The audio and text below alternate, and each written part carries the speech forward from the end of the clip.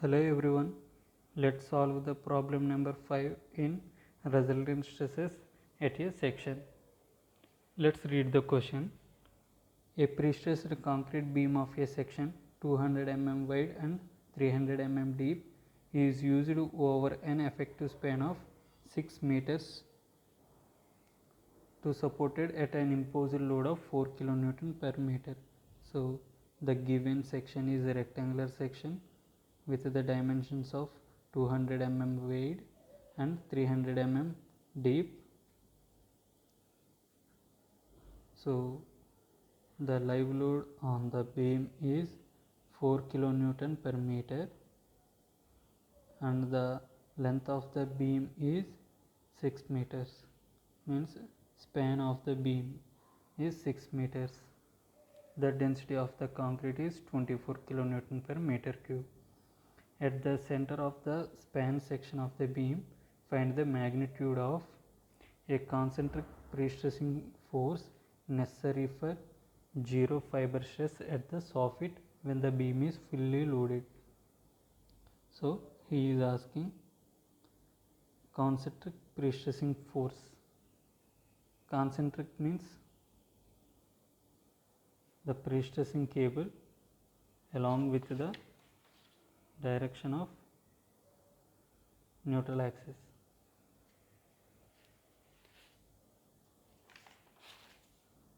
So here P. Concentric means the pre-stressing cable matches with neutral axis. B bit. The concentric pre-stressing force located at 100 mm from the bottom. So this is another case. The pre-stressing cable is located somewhat below the neutral axis, that is 100 mm from the bottom of the beam. So from the bottom it is located at 100 mm. Okay, now let's solve the question.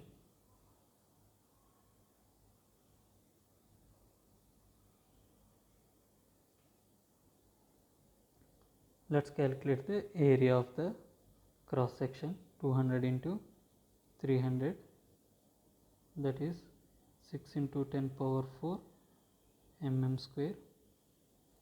Now calculate Z value. Z is the section modulus, I divided by Y, BD cube by 12 divided by D by 2 is equal to BD square by 6. So B is the 200 and D is the 300.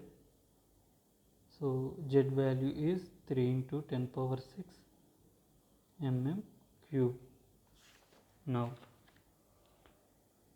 we need to calculate bending moment due to dead load. So formula is WDL L square by 8. WL square by 8. WDL is the self weight. How to calculate self weight? Volume into density. So volume means cross section area into unit length. 0.2 into 0.3 into 1 into 24. This is the volume. This is the density. So the value is 1.44 kilonewton per meter. So substitute this value here. 1.44 into 6 square divided by 8, 6.48 kilonewton per meter. Now bending moment due to live load, W L square by 8. So 4 is the live load and L is the 6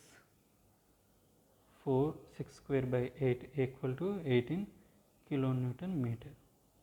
So the condition A is concentric pre-stressing force, means P by A minus M by Z equal to 0. This is the concentric pre-stressing force case. PE by Z value won't come, so E 0. So only stress due to pre-stressing force is the direct stress, and due to dead load and live load, bending stress is the M by Z. So this is the stress due to pre-stress, this is the stress due to live load. Now we need to calculate pre-stressing force P. So P by A equal to M by Z.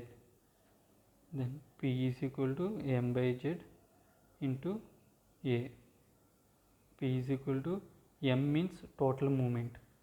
So M dl plus M LL. So moment due to dead load plus moment due to live load is the total moment divided by the Z into A.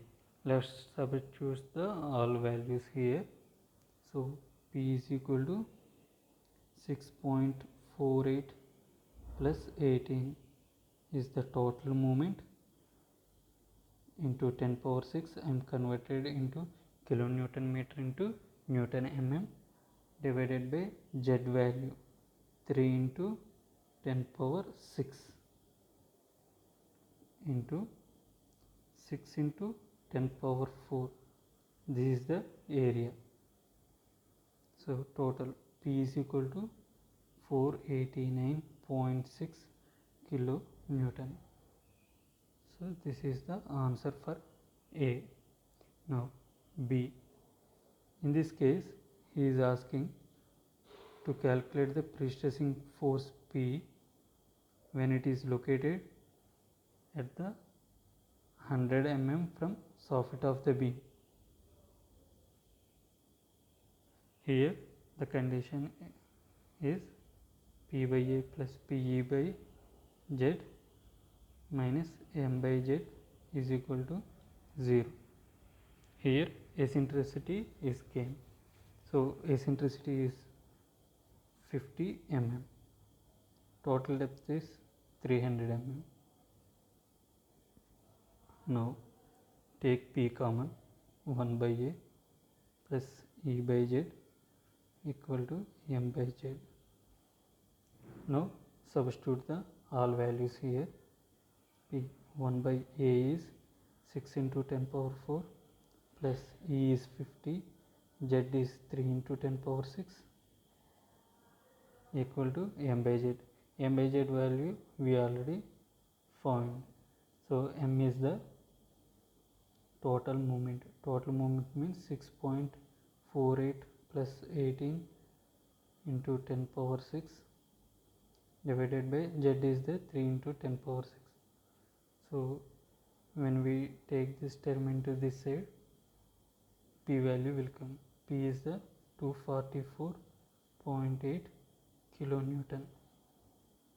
So let's see the difference. P is 489.6 kilonewton in first case. This is the concentric tendon. This is the eccentric tendon. When we using concentric tendon, we got 489.6 kilonewton. This much of pre-stressing force is required when we are choosing concentric pre-stressing tendon. When we are choosing eccentric pre-stressing tendon, we need 244.8 kilonewton. So this is the lesser. So the magnitudes of the computed pre-stressing forces clearly indicate the advantages of eccentric pre-stressing in flexural members subjected to transverse loads. Thank you for watching. I will upload the answer in video description box.